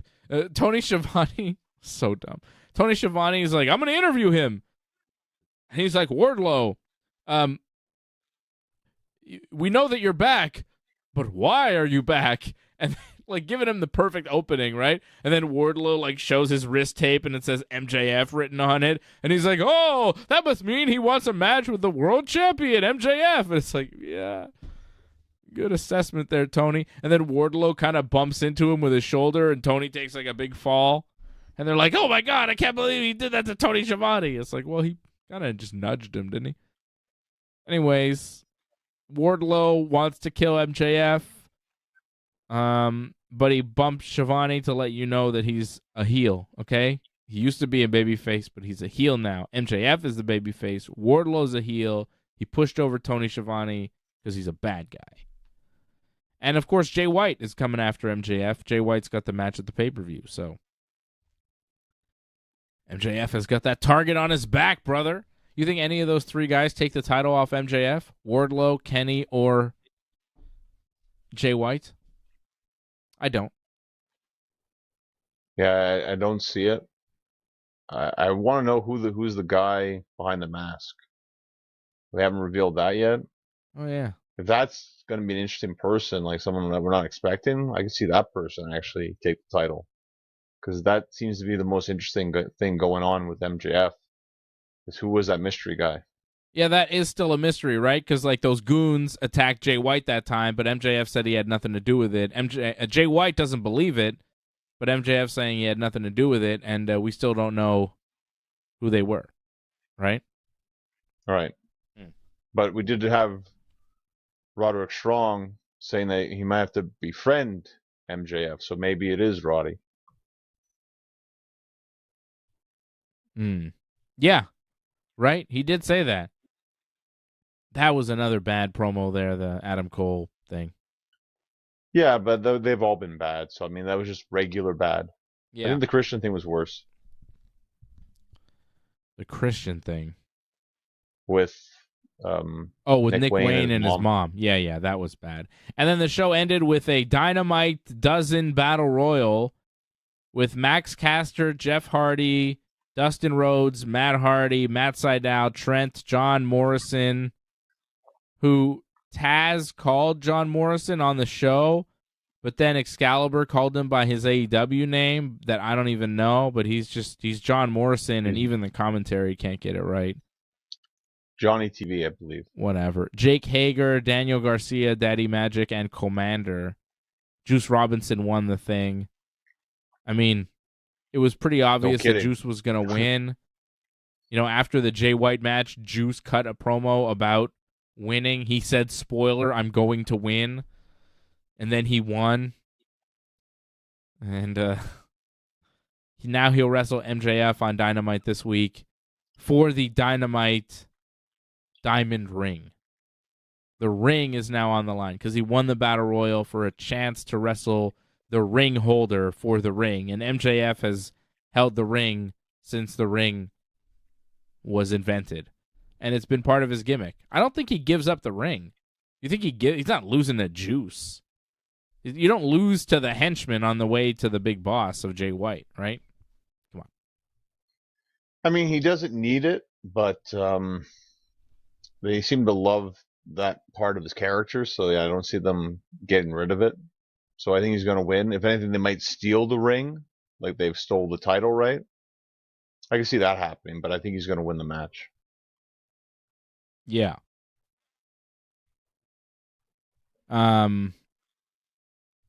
Maybe he steals the ring, I guess, but like, come on. He already has a ring too, doesn't he? Yeah, he's got like a fake ring, right? Ooh, tomorrow on Collision, Bryan Danielson will face who? Andrade El Idolo. Wow. That'll be fun. They've got Battle of the Belts, too. Is that a 1-hour show? So they've got like a 3-hour Collision or 4-hour Collision? 3 hours? 3 hour, yeah. Orange Cassidy will defend his international title against John Silver, who won a triple threat to get a title shot tonight on Rampage. and other matches. Claudio and Wheeler are going to get a tag team title shot against Big Bill and Ricky Starks. I think it's the Acclaimed and Billy Gunn defending the trios titles against, I think, Daniel Garcia and Daddy Magic, Kohan Luke, I think. Okay. Don't quote me on that, but I think that's the match. No, that sounds about right. I like the Max Caster MJF stuff that's going on. That's entertaining to me.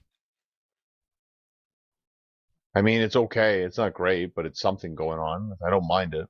It's kind of fun because I think they're going to back him up eventually. Yeah, sure. There's going to be some sort of big match, but it's not the biggest thing going on right now. And like for the Acclaimed, you wish there was something more going on with them. Could it be Max Caster in the mask? He loves MJF. But for the guys, like, who would the guys be? That's the thing. I don't know. Billy Ass. The other one. Bowens and somebody else. I don't know. It would be two other guys. No, there was like four of them. I thought it was 4 total. I thought it was 4 beatdown and then 1 in the mask. I thought. I could be wrong. Yeah, it was a while ago now, right? Yeah. I don't know. But Max Caster seems to love MJF. You would think it's possible he might do something to defend his buddy. Possible. Lance Archer beat a jobber in a squash. That was, good to see Lance Archer back. I like him. Well, I was in his hometown in a sense, so it's nice for him to get a win on television. Next week on Dynamite, it'll be RVD and Hook teaming together in Philadelphia, which is kind of cool. Dynamite will be in Philly, and RVD will be back on the show. I like how they use RVD here and there in AEW. Guest appearances are nice. Yeah, it's good. Adds interest. And Tony Khan has a gift for Sting. That's what they're advertising for Dynamite. What the hell is that? Yeah, that doesn't seem anything great. If he has like, someone to show up or something, or someone's there to surprise Sting, like if Ric Flair showed up or something, that'd be pretty. Because he talked a lot about Flair in his promo, so that'd be pretty awesome if Flair came out. Mm-hmm. Yes, his promo where he mentioned a lot of guys like Lex Luger and this guy and that guy and Ric Flair. And he mentions Hulk Hogan, and the crowd starts booing Hogan. Well, you see that boo, and then goes right to someone who's black. And did they really? Did you see that? No, I didn't. Yeah, they did. Like, you noticed that? Oh, right away. Like, I get it. He said some pretty racist shit, but you don't think Ric Flair has? I've heard stories of guys saying some things that Ric Flair has said to them. Like, I don't know. Ric Flair is no angel, and they're cheering for Ric Flair. Didn't you see that Dark Side of the Ring about the plane ride from hell where that, like, distressed woman who was the flight attendant on the flight was like, Ric Flair was, like, cornered me. He was nude. I was scared for my, like, I mean, come on. You're saying Ric Flair is a good guy and we're booing Hulk Hogan? I just don't understand why the pro wrestling world, the pro wrestling fans mostly, pro wrestlers get it. Pro wrestlers understand what Hogan means and who he is and, the respect. But pro wrestling fans, like, just boo Hogan constantly, and they cheer all these other guys like Lex Luger and Ric Flair, who are no angels, by the way. Go find out the details of Miss Elizabeth's death, and come back and tell me you want to cheer Lex Luger for such a great guy. Fuck off. Fuck out of here. Come on now. Go ask people, like, when Miss Elizabeth started dating Lex Luger, people were like, "Oh no, that's not a good thing for Liz. That's not going to end well," and it didn't end well, did it? I'm not blaming anybody. I'm just saying a lot of these guys, not perfect. Hulk Hogan said some bad shit. All right, cool. I get it. But, I just find it hypocritical when you're just going to single out this one guy. And the problem is a lot of wrestlers have had problems with Hogan over the years. Bret Hart talks shit about Hogan. You know, a lot of guys will talk shit about Hogan. But come on. Come on now. I don't understand why everybody has to boo the Hulkster. I'm just a Hulkamaniac, Johnny. I got to defend my guy. No, I get you, and but I understand why people are upset. And the thing is, Hogan keeps himself in the news, and I think he still upsets people with the things that he The says. lies. So that, well, the exaggerations. I don't know how you want to call it, but yes. So there's that, and the fact that I think with Flair, time kind of heals some wounds. So same thing with Luger. They're not so much in the public eye, so it doesn't hurt so much. But Hogan's almost always out there in some capacity. So it's kind of the problem. And I think Sting did a great job of saying that Hogan, regardless what you think of him, he had a huge impact on his career, regardless of what everyone thinks. And that's true. When you think about Sting and Hogan, Hogan really helped put Sting to another level, even after Flair already made him a star. Hogan put him on this huge, huge level, which no one will ever obtain. To be the guy that beat Hogan in WWE's biggest match ever, and to be the guy that's really the only guy to truly beat Hogan. He has the most victories on Hogan, anybody in Hogan's career. That's gigantic. That Hogan did that for Sting. He allowed Sting to be his kryptonite. Yeah. Massive. And it was massive for WCW, too. He needed a guy to be able to stop him. That Hollywood Hogan run, unstoppable. NWO, unstoppable. What stopped it? Sting in the rafters with the bat. Without Hogan, Sting in the rafters is just Sting in the rafters. He's not pointing at anybody. So, yeah. It doesn't mean as much. Sting shows respect for Hogan. I have a ton of respect for Hogan because I think he is the single most important wrestler in the history of pro wrestling. You can't deny.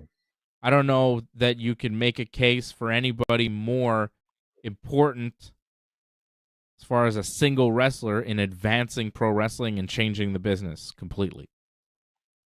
Hulk Hogan was the guy that took it from the regional circuit to international everywhere. That was Hogan. I mean, that was the vision of Vince, but with Hogan as the guy, the force. And it was a force. And I guess, there are a lot of younger wrestling fans that maybe didn't quite get how big Hulkamania was. But Hulkamania was, something else. Miss Elizabeth's death was an accident. Yeah, it was an accidental overdose because she and Lex Luger were doing a bunch of drugs. And go find out what Lex actually did on the night, how it all went down. And come back. Lex is extremely remorseful for what happened there. Yeah. It's not he wanted that to happen or anything. No. But he didn't. And I don't know. He shows regret for that all the time. He talks about it. But he knows that he was a bad influence, and he, it kind of let her down. He admits it though too, and he steps up and says this was horrible that what he did.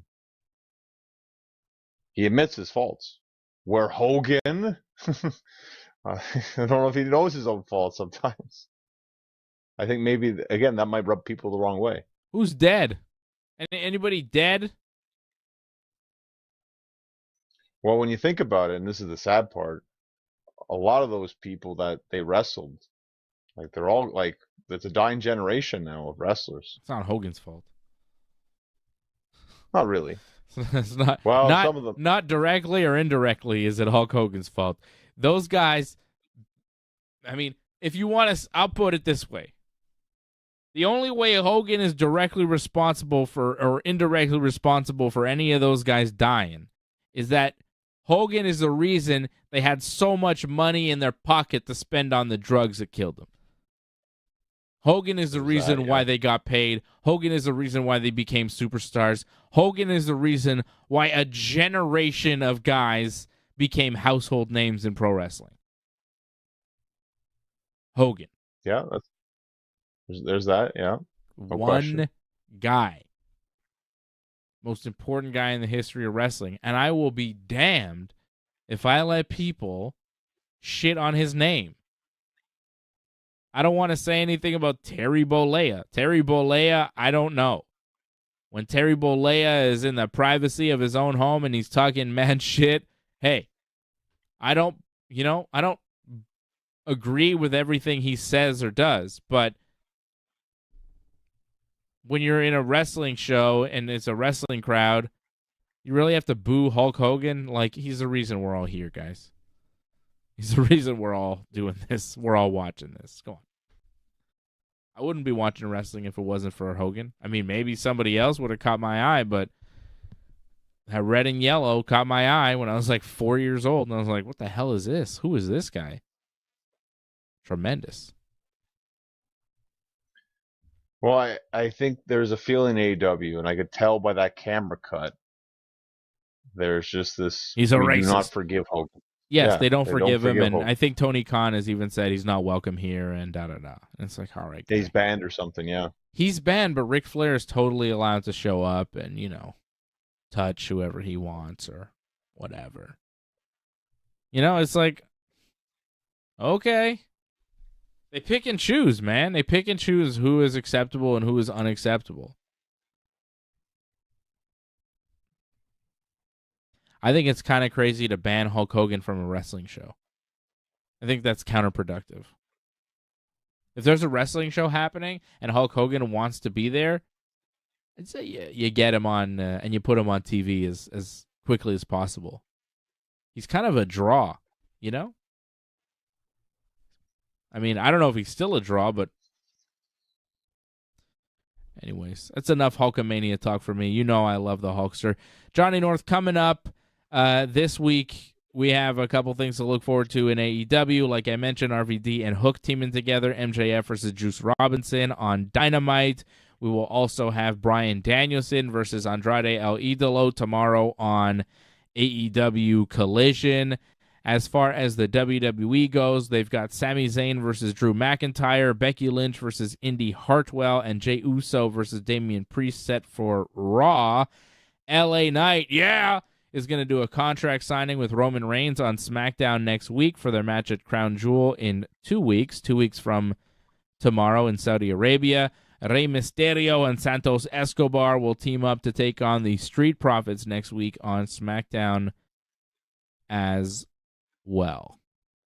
And that's what is coming up this week in pro wrestling. Oh, one thing I wanted to just quickly mention, John. I did see a report, I think came out of Fightful Wrestling, that said Randy Orton is expected to return if not before or at Survivor Series. So we should expect the Viper within the next month or so, which would be a huge boost for Raw to get another major star on the roster, like Randy Orton. Pretty good news, right? Did you hear that? Randy's coming back, John. I know you love Randy. Yeah, Randy's fantastic, and he's definitely needed, I think, in WWE. I think we need to have that Roman versus Orton match. I'm not saying he has to win the Rumble. Maybe have the match at the Rumble, but or maybe at Elimination Chamber. It'd be really good to have that match, but have Randy back, that would help WWE in a lot of ways. The only problem with having that Roman match is that you'd have to put him on SmackDown. And yeah, he's definitely more needed on Raw. Where Raw's lacking star. Like, moving Kevin Owens really show that there's a huge hole on Raw now that they haven't filled. Would you put Randy with Cody or against Cody? team them, then put them against. That might even be Cody's WrestleMania match. Yeah, That could be pretty good. that'd be really good. I think Cody, Randy, WrestleMania, Roman, Rock, WrestleMania, Seth, Punk, WrestleMania. That's what I would do. I feel maybe Seth versus LA Knight, possibly. But If they don't wait and have see. Punk. I mean, If they have if they Punk, don't have though, I Punk, think you got to go with Seth, Punk. yeah. If they I mean, have you're more Punk, hopeful. that's the match, I think. You're more hopeful in this than I am. I think. I don't know. We'll Really? wait and see. Okay. We'll see. Punk loves the pop in Chicago, let me tell you. He loves it. Loves a good Chicago pop. Survivor Series in Chicago this year. We'll see. I hope they get him because, I like seeing Punk in pro wrestling. And if he's not in WWE, I don't know where he would turn up. So, and I'm certainly not going to watch the NWA to see him there, John. And I don't think that they would afford him, really. John, what about you? When can people see you in the ring? So November 4th, I'll be at the next Great North Wrestling Show in Renfrew, Ontario. And I don't know who I'm wrestling yet, so you have to wait and see. They said somebody, so wait and see November 4th. Cool. Great North Wrestling, November 4th. Sounds great. Sounds great. Check out Johnny North at North Genesis on Twitter, Genesis Johnny North on Instagram. Buy and my you new could shirt. buy the new shirt, right? There's a new shirt at merch.ringsidereport.net. Go pick up the new Johnny North t-shirt that we have for sale. T-shirt and long sleeve. Yeah. We have a variety for you available right now. And a variety of sizes too, which I thought was very good. All the sizes. There it is. Look at that beautiful shirt. Big Johnny there. That's pretty good. Yeah. Yeah, it's different colors too, which is pretty awesome. Different colors, you got all sorts of size options, color options. And yeah. Very nice. We've got that. And then we've also got this t-shirt as well. Different color options. Let's go with, I like the orange. Look at that. That's nice. Yeah, I like the I think it's the navy blue one. Well, that's nice too. Yeah. I like that. Look at that. And that's Genesis. That comes in, I think that's in 5XL too, if not mistaken. Wow. Really? Yeah. All the way to 5? Big guys. Oh, I only see 3. Well, maybe it's a different one. Maybe I'm thinking the orange one, possibly. Okay. I saw one's available in 5X. Wow. Orange. I'm only seeing 3. Oh, well. Either way, very nice shirts available right now at merch.ringsidereport.net. Support the channel. Go check out our merch over at merch.ringsidereport.net. Buy the new Johnny North t-shirt and a bunch of other things that we have available right now at merch.ringsidereport.net. And I will be back tomorrow afternoon, 2 p.m. Eastern Time for UFC 294. Big UFC watch along, big pay-per-view from the UFC, Islam Makhachev and Alex Volkanovski in the main event. It's UFC 294. We will be watching it with you coming up on Saturday afternoon, 2 p.m. Eastern Time. Myself, AJ, and I think Fred, although I'm not sure. I'm still not sure. I saw him today, and we talked about it, but we didn't get a straight answer. You have to watch and find out. Yeah. I think that's what he said too, didn't he? Yeah, I think so. I don't know. We'll see. He was on the chat when you guys were doing the last event, so maybe he was in and out though. We'll see. Fred is TBD, to be determined. Fred Garcia, myself, and AJ will be in studio watching the pay-per-view with you. 2 p.m. Eastern Time, UFC 294 watch along right here on the Ringside Report Network. I want to give a special shout out to all our members. Jason Pete, Ray Cruz. I think we have international shipping, Jason. You'd have to check that. I think it just said yes. I believe so, yes. Yes, international shipping. Awesome. Thank you to the team supporting. Thank you to the team. I love you, team. You are the best team ever. The whole Ringside Report team is fantastic. Especially the production team is amazing. World class, first rate. Pretty cool. Pretty cool guy. Pretty cool guy. I like him. Ray Cruz, They see me Jason wrestle Pete. sometimes. Huh? I said they see me wrestle sometimes. Yeah. His son in the crowd. His son is pretty awesome too. One of them. A couple of them, I guess. Ray Cruz, just the members. Ray Cruz right now, Jason Pete, Angelo Contagonis, Lior. I saw you guys, and I appreciate you guys supporting over at join.ringsidereport.net, join.ringsidereport.net. And shout out to everybody watching tonight. Portier, Ray, as I said, Jason out in Mexico, Jimmy James. That's why he wants the international shipping, because Jason watches us out in beautiful Mexico. Who else was on? Danny Brook. That's AJ. I know. Ryan Katz, of course. Always great to see Ryan Katz every week here. Thank you, Ryan. DJ Dark, DJ Bourne. A lot of DJs in the house. I love it. Alex Taris. Shout out to everybody watching here tonight live on the chat. Jerry G69 over on Rumble. Shout out to Jerry G69, one of our strong supporters on Rumble. Appreciate everybody watching on Rumble, YouTube, Twitter, Twitch, Kick, all the things. Right here on the Ringside Report Network. Thanks for sticking with us to the end. We would really appreciate it if you could help us spread the word. You know the drill. Hit that subscribe button. Flip those notification switches. We are an audience-supported network, so consider becoming a recurring supporter at membership.ringsidereport.net. Check out our website at ringsidereport.net.